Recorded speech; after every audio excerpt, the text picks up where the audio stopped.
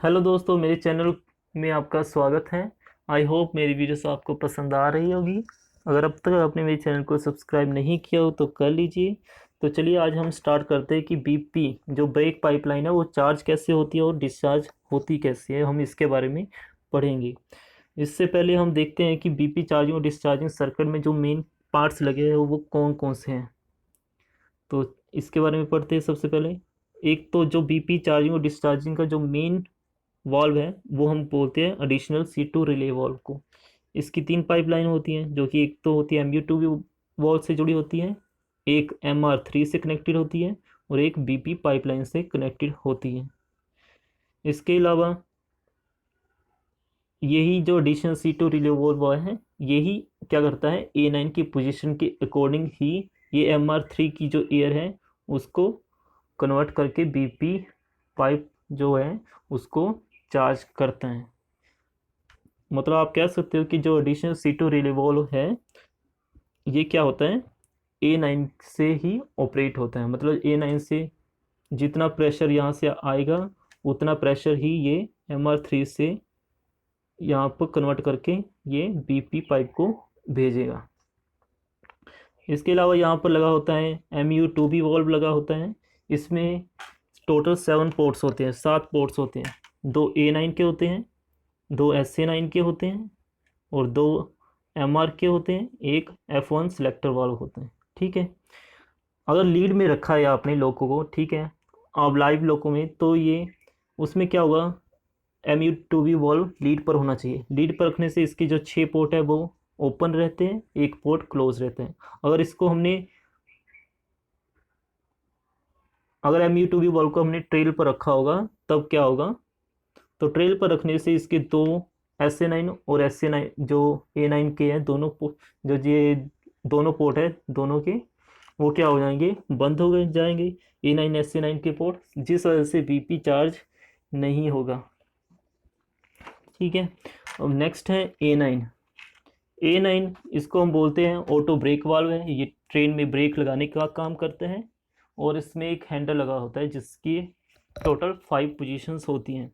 और अलग अलग पोजीशन पर ये क्या करता है कि जो MR से एयर आ रही है, MR4 की जो एयर आ रही है, ये उसको रिड्यूस करके एडिशनल C2 रिले वाल्व को भेजता है। मतलब इसका काम क्या होता है, बस इसको ऑपरेट करना। ठीक है। ये बताता है इसको A9 से जितनी हवा आ रही है ये एडिशनल C2 रिले वाल्व को बताता है कि कितना प्रेशर आपने आगे भेजना है वो BP पाइपलाइन को। तो इस वजह से ये एडिशनल C2 रिले वाल्व को ऑपरेट करता है। इसके दो कोक होते हैं, आप देख सकते हो यहाँ पर, एक यहाँ पर लगा हुआ है, ये देखिए दो कोक लगे होते हैं हर कैब में, जो कि हर ओपन होने चाहिए। एक ये लगा हुआ है, एक इनलेट का होगा, एक आउटलेट का होगा। जिस कैब में आप काम कर रहे हो तो उस कैब में ये A9 के जो दोनों कोक है वो क्या होने चाहिए, खुले होने चाहिए। इसके अलावा यहाँ पर लगा होता है एयर फ्लो मेजरिंग वाल्व लगा हुआ है, AFMV लगा होता है। ठीक है, जो कि MR3 से जो आने वाली एयर है उसके फ्लो को मेज़र करता है और उसकी जो इंडिकेशन है किस में देता है, एयर फ्लो इंडिकेटर में, AFI को देता है। एयर फ्लो इंडिकेटर में टोटल दो सुइयाँ लगी होती हैं, एक होती है वाइट कलर की नीडल होती है और एक रेड कलर की नीडल होती है। अगर किसी कारण से मतलब ट्रेन पार्टिंग हो जाती है या ECP होती है तब क्या होगा, जो वो वाइट नीडल है वो रेड जो सुई है उससे आगे ऑपरेट करेगी और दर्शाती है कि मतलब BP प्रेशर ड्रॉप हुआ है। और अगर प्रेशर 85 PSI से अधिक हो जाता है तब ये जो RGAF है ये ऑपरेट हो जाती है और LSAF के लैंप को ग्लो करती है, मतलब वो लैंप जलने लग जाता है। इसके अलावा लगा होता है ये RS लगा होता है हर कैब में सहायक की तरफ, इमरजेंसी में ब्रेक लगाने के लिए RS है। ठीक है। ALP की साइड लगा होता है जिससे इमरजेंसी में ये ब्रेक लगा सकते हैं, मतलब BP पाइपलाइन इससे डायरेक्ट कनेक्ट होती है ताकि BP प्रेशर हम डायरेक्टली ड्रॉप कर सकें।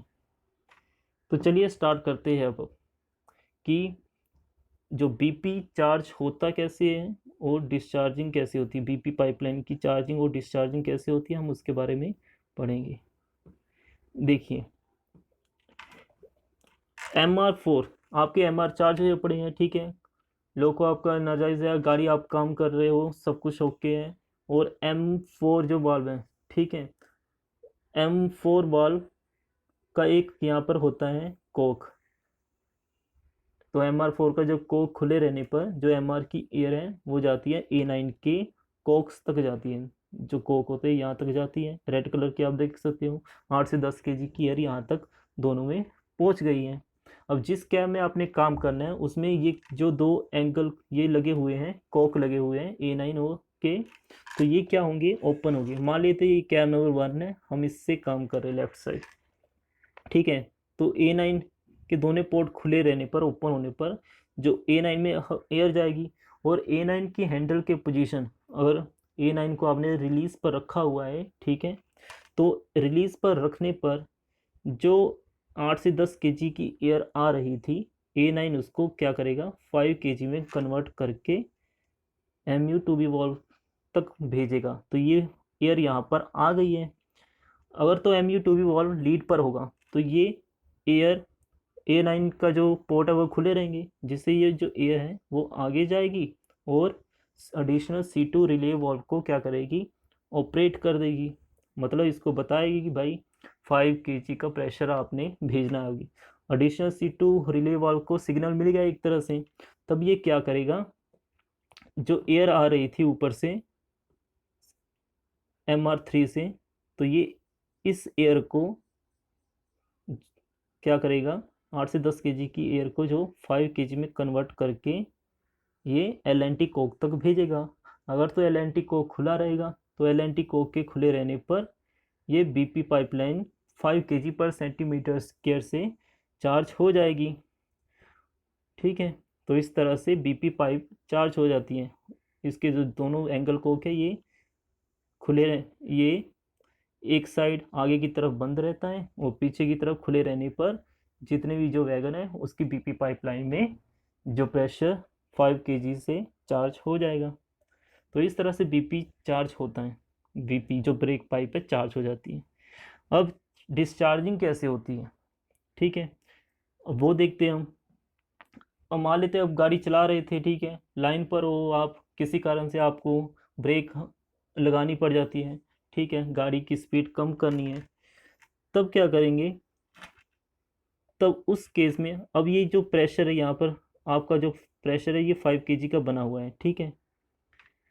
और अब हम क्या करेंगे, जब A9 को ब्रेक लगाएंगे और A9 की पोजीशन, मान लेते हैं कि हम पोजीशन को रिलीज पर रखते हैं A9 की पोजीशन को, तो A9 की पोजीशन को रिलीज पर रखने पर क्या होगा, जब हम रिलीज पर रखेंगे तो उससे जो प्रेशर है, मतलब कितना ड्रॉप होता है, 0.5 kg ड्रॉप होता है, 0.5, तो 0.5 kg ड्रॉप होगा। मतलब अब यहाँ से जो इस पाइप में जो प्रेशर था वो 0.5 kg ड्रॉप होगा। इस पाइपलाइन में प्रेशर था 5 kg, ये 5 kg का प्रेशर, लेकिन ये प्रेशर यहाँ से ड्रॉप कहाँ से हुआ, तो वो A9 में एग्जॉस्ट पोर्ट से जो 5 की जो 0.5 है वो यहाँ से प्रेशर ड्रॉप हो जाता है। अब इस पाइपलाइन में जो प्रेशर है वो कितना हो गया, यहाँ पर हो गया 4.4, सॉरी 4.5 हो गया, ठीक है, 0.5 अपने ड्रॉप किया है। तो इसमें 0.5 ड्रॉप होने से अब इस पाइप में अब ये सिग्नल भेज रहा है एडिशनल C2 रिले वॉल्व को कि ये यहाँ पर कितना प्रेशर आपने आगे भेजना है, मतलब पॉइंट जो 5 है ड्रॉप होना चाहिए, आपने 4.5 इस पाइपलाइन में प्रेशर होना चाहिए। तो अब इस पाइप में तो पहले 5 kg था, अब इसका जो प्रेशर है 4.5 कैसे हुआ, तो एडिशनल C2 रिले वॉल्व के एग्जॉस्ट पोर्ट से इसका जो प्रेशर है वो 0.5 kg ड्रॉप हो जाएगा। तब जो इसका प्रेशर भी अब क्या हो जाएगा, 0.5 kg, ठीक है। तो इस तरह से डिस्चार्ज होता है। एक और एग्जांपल लेते हैं कि आपने A9 को, ठीक है, अभी आपका मान लेते हैं हम स्टार्टिंग में आपके हैं, ये यहाँ पर 5 kg है प्रेशर, ठीक है, BP 5 kg है, और यहाँ पर भी A9 5 kg है, ठीक है। अभी इतना प्रेशर है, आपने ब्रेक लगाई और आपने A9 को कर दिया फुल सर्विस पर, ठीक है। तो फुल सर्विस पर करने पर क्या होगा, टोटल कितना प्रेशर ड्रॉप होता है, A9 से 1.5 kg पर सेंटीमीटर स्क्वायर का प्रेशर ड्रॉप होगा। तो इस पाइपलाइन का जो प्रेशर ये क्या होना चाहिए, 0.5 kg कैसे ड्रॉप होगा, तो वो A9 के एग्जॉस्ट पोर्ट से जो 1.5 kg का जो प्रेशर है वो क्या हो जाएगा, ड्रॉप हो जाएगा। और इस पाइपलाइन का जो प्रेशर है वो कितना हो जाएगा, वो हो जाएगा 3.5। तो इसके प्रेशर 3.5 हो गया, तो इसने इसको एडिशनल C2 रिले वाल्व को ये क्या करेगा, ऑपरेट कर देगा, 3.5 kg पर सेंटीमीटर स्क्वायर से ऑपरेट करेगा। तो क्या करेगा, एडिशनल C2 रिले वाल्व इस 5 kg के जो प्रेशर को ये भी क्या करेगा, 3.5 kg बनाने के लिए इसका जो प्रेशर है वो इसके एग्जॉस्ट पोर्ट से निकल जाएगा, और इसका प्रेशर भी अब कितना हो जाएगा, 3.5 kg पर सेंटीमीटर स्क्वायर हो जाएगा।